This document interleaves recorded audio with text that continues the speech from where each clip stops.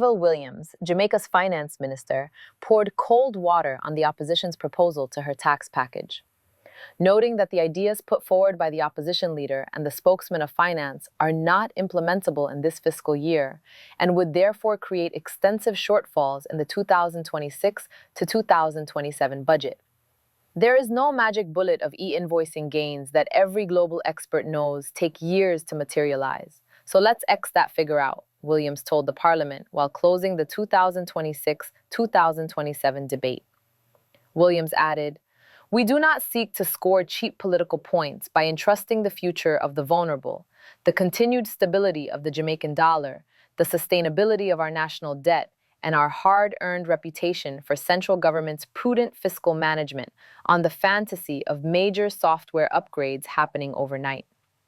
In addressing the proposal from Julian Robinson, Redigital Nomads program, Williams said, Madam Speaker, on the issue of digital nomad, the proposal from the spokesman on finance reflects a worthwhile instinct, but it illustrates the difference between identifying a promising concept and presenting a fully developed fiscal instrument. A digital nomad program may well have merit as part of a broader strategy to diversify Jamaica's visitor economy, attract long-term remote workers, and stimulate spending in select sectors.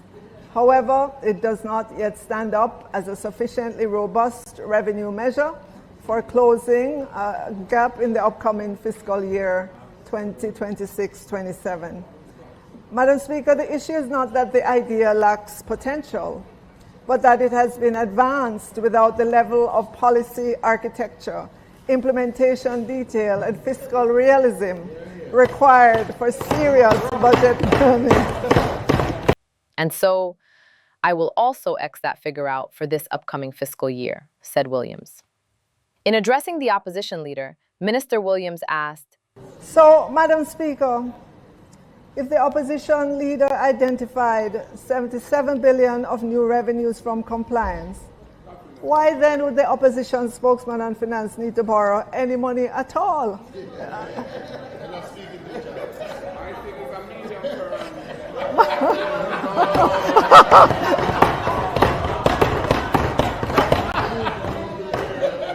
If the opposition leader identified $77 billion of new revenues from compliance, why then would the opposition spokesman on finance need to borrow any money at all?